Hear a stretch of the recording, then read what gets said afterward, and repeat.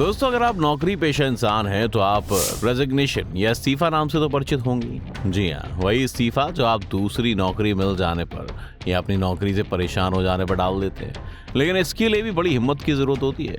ऐसे में जब ये खबर सामने आती है कि किसी प्रधानमंत्री ने इस्तीफा दे दिया है तो ये काफी बड़ी न्यूज लगती है। आप तो जानते ही रवीश कुमार के इस्तीफा देने पर भी कई लोग सख्ते में आ गए थे।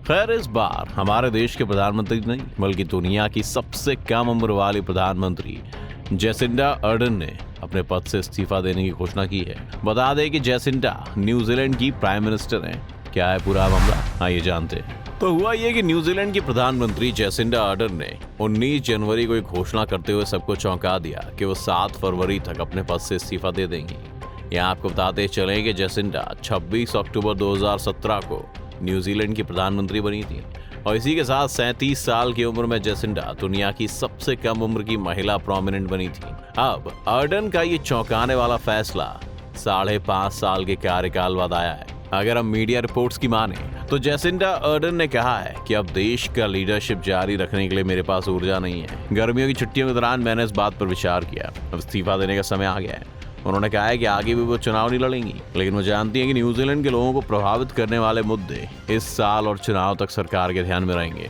साथ ही अर्डन ने बताया कि 14 अक्टूबर को आम चुनाव होंगे और इसमें भी वो हिस्सा नहीं लेंगी, क्योंकि इस तरह के पद के साथ ही बहुत बड़ी जिम्मेदारी आती है। इसके साथ ही ये भी जिम्मेदारी आती है कि आप ये भी तय करें कि आप कब लीडरशिप करने के लिए फिट हैं और कब नहीं। साथ ही उनका कहना था कि 2022 के अंत में मैंने इस बात पर सोचा कि मेरे पास पीएम बने रहने के लिए क्या वजह है। इसके बाद मैंने फैसला लिया कि अब रिजाइन दे देना चाहिए। उन्होंने कहा कि मेरे रिजाइन की वजह ये भी नहीं है कि मेरे लिए सरकार चलाना मुश्किल है। उन्होंने कहा कि मेरी घोषणा के बाद सरकारी एजेंसीज और राजनीतिक दलों को योजना बनाने और तैयारी करने में मदद मिलेगी। तो ऐसे में आप ये जरूर सोच रहे होंगे कि प्राइम मिनिस्टर की पोस्ट छोड़ने के बाद अर्डन का आगे का क्या प्लान है। तो जेसिंडा अर्डन ने अपने इस्तीफे की घोषणा के दौरान कहा कि मैं इंसान हूँ, पॉलिटिशियन भी इंसान है, जब तक हम कर सकते हैं तब तक करते हैं। मेरे लिए इस्तीफा देने का ये सही समय है। साथ ही अर्डन ने कहा कि उनके पास अपने परिवार के साथ अधिक समय बिताने के अलावा भविष्य की कोई योजना नहीं है। ये पूछे जाने पर कि न्यूजीलैंड के लोग उनके लीडरशिप को कैसे याद रखेंगे, अर्डन ने कहा कि कैसे व्यक्ति के रूप में जो हमेशा दयालु बनने की कोशिश करता रहा है। गौरतलब है कि जेसिंडा अर्डन महज 37 वर्ष की उम्र में प्रधानमंत्री चुने जाने पर दुनिया की सबसे कम उम्र की महिला प्रमुख बन गई थी। उन्होंने कोविड-19 महामारी, क्राइस्ट चर्च मस्जिद की शूटिंग और व्हाइट आइलैंड ज्वालामुखी विस्फोट के दौरान अपने कामों में सबका ध्यान अपनी तरफ खींचा। वो खुद भी ये मानती है कि 5.5 साल के कार्यकाल में चुनौतियां भी रहीं, जैसे देश ने घरेलू आतंकी घटना, एक बड़ी प्राकृतिक आपदा, एक वैश्विक महामारी और एक आर्थिक संकट का सामना किया। बता दें कि न्यूजीलैंड में इस साल के आखिर में चुनाव होने को हैं और प्रधानमंत्री के रूप में जेसिंडा अर्डन का कार्यकाल 7 फरवरी के बाद भी खत्म नहीं होने वाला है। साफ है कि अर्डन का कहना था कि साल 2022 के आखिर में उन्होंने इस बात पर सोचा कि उनके पास पीएम बने रहने के लायक क्या वजह है। इसके बाद उन्होंने फैसला लिया कि अब रिजाइन दे देना चाहिए। अर्डन ने कहा कि उन्हें अब भी विश्वास है कि आगामी चुनाव में न्यूजीलैंड की लेबर पार्टी जीतेगी। अब जैसा कि अगला आम चुनाव 14 अक्टूबर को होने वाला है, अब तब तक वो एक इलेक्टोरल एमपी के रूप में बनी रहेंगी। उन्होंने कहा कि मैं इसलिए इस्तीफा नहीं दे रही हूँ कि मुझे हारने का डर है, बल्कि हमें पूरा विश्वास है कि हम अगला चुनाव भी जीतेंगे। अर्डन की रिजाइन वाली घोषणा के बाद से ही न्यूजीलैंड की सत्ताधारी लेबर पार्टी इस पद के लिए नए नेता की तलाश में है। इसको लेकर पार्टी में 22 जनवरी को वोट होगा।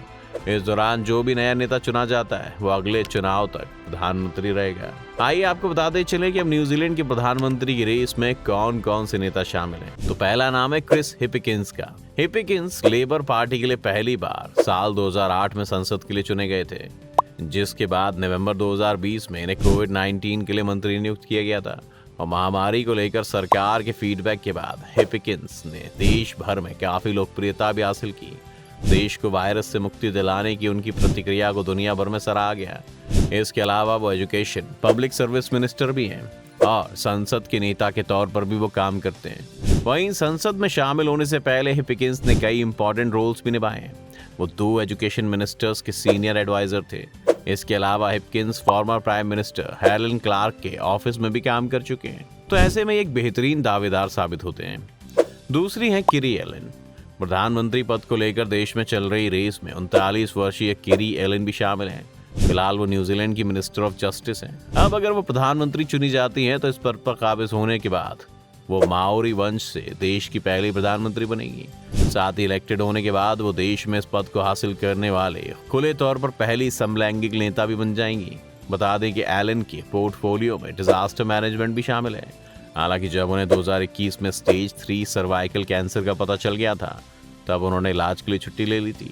साथ ही साल 2017 में संसद में एंट्री करने वाले एलन ने एग्रो इंडस्ट्री में भी काम किया है। तीसरे है माइकल वुड। तो 42 साल के वुड भी पीएम पद के उम्मीदवारों में शामिल हैं। उन्होंने देश में साल 2016 के उपचुनाव में भारी बहुमत से जीत दर्ज की थी। संसद में शामिल होने के बाद उन्होंने लेबर पार्टी में एक अलग ही पहचान भी बनाई है। साल 2020 में वुड को परिवहन और वर्क प्लेस सेफ्टी मिनिस्टर बनाया गया, जिसके बाद 2022 में कैबिनेट फेरबदल के दौरान उनके पोर्टफोलियो में इमिग्रेशन को भी जोड़ा गया। इतना ही नहीं, संसद का सदस्य बनने से पहले उन्होंने ऑकलैंड की सिटी काउंसिल में अपनी सर्विस भी की है और उन्होंने फाइनेंस सेक्टर एसोसिएशन में भी काम किया है। चौथी उम्मीदवार हैं नानैया महुता। 52 साल की वेटरन पार्लियामेंटेरियन नानैया महुता को भी पीएम बनाया जा सकता है। साल 2020 की चुनावी जीत के बाद ये न्यूजीलैंड की पहली महिला विदेश मंत्री थी। साथ ही उन्होंने अमेरिका और चीन के बीच फंसे प्रशांत देशों के लिए डिप्लोमेटिक मैदान की वकालत करने में भूमिका निभाई है। साथ ही उन्होंने स्थानीय सरकार का पोर्टफोलियो भी संभाला है और देश में कई इंपॉर्टेंट फंक्शंस को अंजाम दिया है। अब देखना ये है कि इन 4 बेहतरीन उम्मीदवारों के बीच प्राइम मिनिस्टर की गद्दी किसे मिलेगी। लेकिन न्यूजीलैंड में दिए गए इस्तीफे पर भारत में भी बड़ी प्रतिक्रियाएं आ रही हैं। अब जैसा कि न्यूजीलैंड की पीएम जेसिंडा अर्डन अगले महीने अपने पद से इस्तीफा दे देंगी और इसके बाद कांग्रेस नेता जयराम रमेश ने एक ट्वीट कर जेसिंडा के फैसले की काफी प्रशंसा की। जयराम रमेश ने कहा कि भारतीय राजनीति को जेसिंडा जैसे लोगों की जरूरत है। उन्हें ट्वीट करके लिखा कि महान क्रिकेट कमेंटर विजय मर्चेंट ने अपने करियर के चरम पर रिटायरमेंट के बारे में कहा था, जाओ जब सब लोग पूछें कि वो क्यों जा रहा है, ये ना पूछें कि वो क्यों नहीं जा रहा है। पीएम जेसिंडा अर्डन ने कहा है कि वो मर्चेंट की कहावत का पालन कर अपना पद छोड़ रही हैं। भारतीय राजनीति में उनके जैसे और लोगों की जरूरत है। लेकिन ऐसा नहीं है कि भारतीय राजनीति में और किसी प्रधानमंत्री ने कभी इस्तीफा नहीं दिया है। इसमें सबसे पहले नाम आता है वीपी सिंह का। बता दें कि जनता दल के नेता वीपी सिंह साल 1989 से लेकर 1990 तक प्रधानमंत्री के पद पर रहे। लेकिन वहीं बीजेपी सरकार ने राम मंदिर मामले में सरकार से अपना समर्थन ले लिया, जिसके बाद 10 नवंबर 1990 को विश्वास मत हारने के बाद वीपी सिंह ने राष्ट्रपति आर वेंकटरमन को अपना इस्तीफा सौंप दिया था, जिस वजह से वो सिर्फ 11 महीनों के लिए प्रधानमंत्री रह पाए। इसमें दूसरे नंबर पर हैं सभी के प्रिय अटल बिहारी वाजपेयी जी।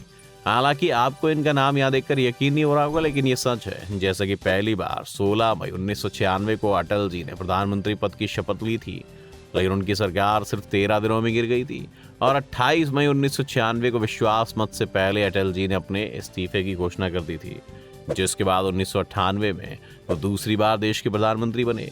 लेकिन 13 महीने बाद अटल सरकार ने संसद में विश्वास मत पेश किया, जिसमें अटल जी को 1 वोट से हार का सामना करना पड़ा। तीसरे हैं देवगौड़ा। दरअसल 1996 में चुनाव के बाद जनता दल के नेता देवगौड़ा प्रधानमंत्री बने थे। 1 जून 1996 को कांग्रेस के समर्थन से वो देश के 11वें प्रधानमंत्री बने। हालांकि 10 महीने बाद ही कांग्रेस ने अपना समर्थन वापस ले लिया और उन्हें इस्तीफा देना पड़ा। आपको क्या लगता है, हाल ही में भारत में किसी मंत्री को इस्तीफा देना चाहिए? हमें अपनी राय कमेंट सेक्शन में जरूर बताएं। आज की वीडियो अगर आपको पसंद आई हो तो वीडियो को लाइक शेयर जरूर करें, साथ ही हमारे चैनल को सब्सक्राइब भी कर लें।